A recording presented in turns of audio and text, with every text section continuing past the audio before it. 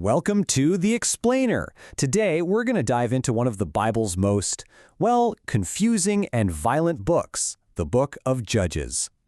Okay, so you think of Judges and you probably think of these big, heroic stories, right?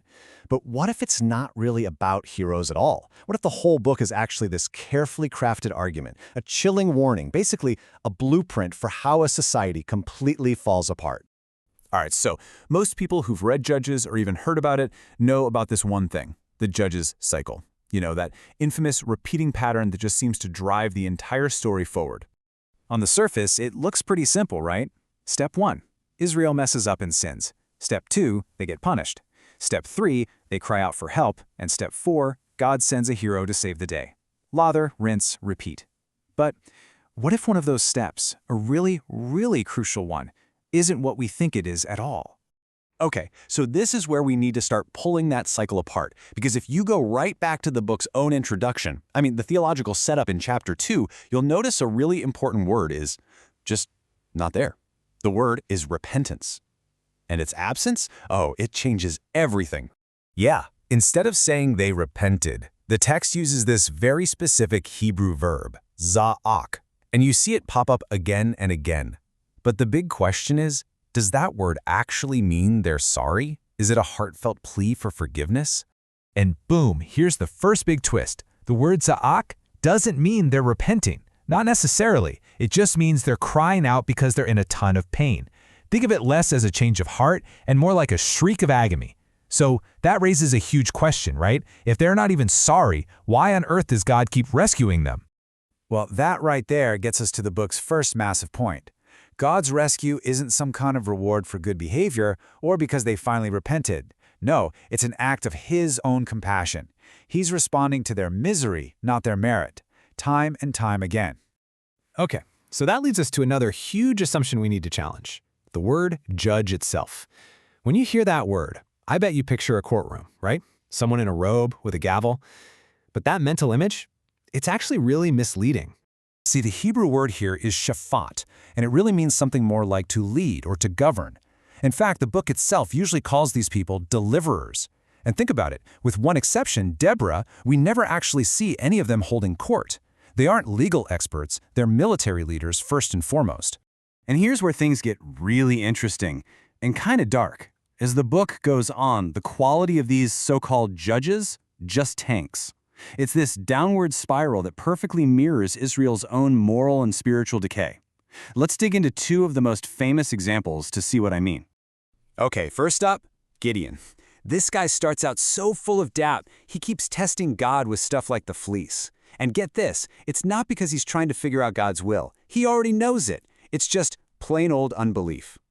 Then, after this amazing victory, he gives this perfect textbook answer to the people, saying the Lord will rule over you. Awesome, right? But then, what does he do? He immediately turns around and makes a golden ephod, basically an idol, that becomes a trap for his family and all of Israel. He's a textbook compromised hero. But look, if you think Gideon was compromised, oh boy, then there's Samson. He's a total train wreck. His story is so important, it takes up 4 whole chapters. And according to the scholar Barry Webb, if you don't get Samson, you basically don't get the book of Judges, period. See, Samson isn't just some muscle-bound hero with a weakness for the wrong kind of woman. The way the book frames it, he is Israel. He's a walking, talking, flesh-and-blood metaphor for the entire nation. And when you look at the parallels, they are absolutely stunning. Just think about it. Israel was called to be a holy nation. Samson was set apart from birth as a holy Nazirite. Israel wanted to be just like the other nations. Samson just wanted to be like any other man. Samson chased after foreign women. Israel chased after foreign gods. He was even handed over to his enemies by his own people. Samson is the ultimate tragic hero, this deeply flawed figure who is the perfect picture of the nation's spiritual freefall. But believe it or not, the story doesn't even end with Samson. The book has this 2-part conclusion, sort of like an appendix, and I have to warn you, these stories are so dark, so brutal, that their only purpose seems to be to show a society that is an absolute, total freefall. First up, you get a story of complete religious anarchy. The whole tribe of Dan literally steals a guy's personal idols and his personal priest so they can go set up their own corrupt, totally illegal worship center. It's just wild. And right after this, we get this haunting phrase, a refrain that's going to show up 4 times in these last few chapters. And then, as if that wasn't bad enough, we get the second story, a tale of absolute moral anarchy. It's a story of brutal sexual abuse, murder, and it kicks off a horrific civil war that almost wipes the entire tribe of Benjamin off the map. It's one of the darkest chapters in the entire Bible. You see that phrase again? That repetition is 100% intentional.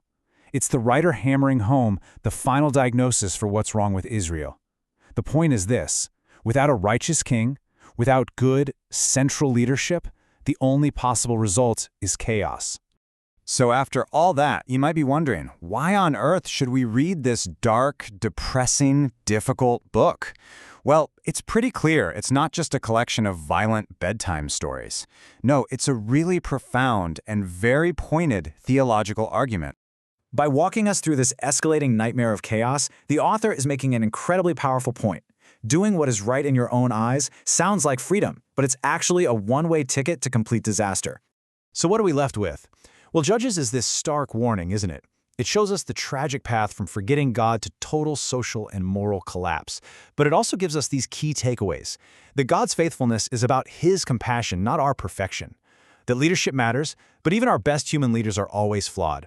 And maybe most importantly, that any society that throws away its moral center is pretty much doomed to self-destruct. And that's really the heavy question the book of Judges leaves hanging in the air. It shows us, in pretty graphic detail, what happens when everyone does what is right in their own eyes. And the chilling part is, those consequences are just as real and just as devastating for us today as they were thousands of years ago.